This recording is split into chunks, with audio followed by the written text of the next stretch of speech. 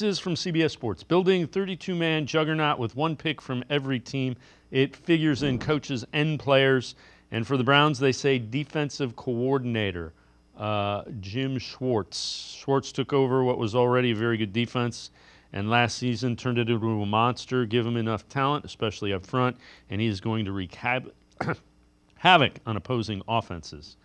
The only thing I'd push back about a little bit there is they were okay. I mean, Joe Woods' defense his last year here was middle of the road. They were middle of the road in yardage, bottom third in points allowed. So to say they were good, I didn't like the interior of that defensive line. Now I like it. Yeah, the sum wasn't equaling the parts. You had some good pieces. Obviously, you're going to start with Miles. You're going to look at the back end with the secondary, and you're going to see that they had pieces, but it took something to bring it all together. And I would argue this too.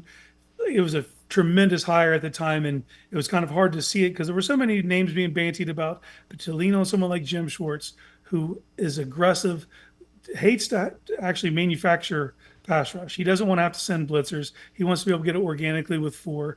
Well, you came to the perfect roster for that. And then you look what he wants to do on the back end. He wants to play aggressive, cover one man.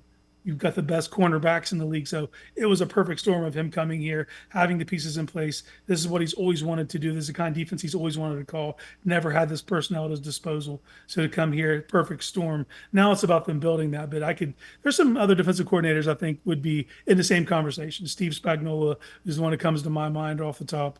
Even what Dan Quinn was able to do in Dallas, there's definitely some coordinators, but Jim Schwartz getting his flowers for getting this defensive line over the hump and making it one that's in this conversation. Now, that's the other part of this defense too is offenses, they seem to be more continuity from year to year. A good offense is typically a good offense year over year. Defenses, they kind of come and go. The idea now is you had a very good year. Now they need to have an elite year, a great year, a year where they're in the top 5 in every statistical category that would show you that they're great.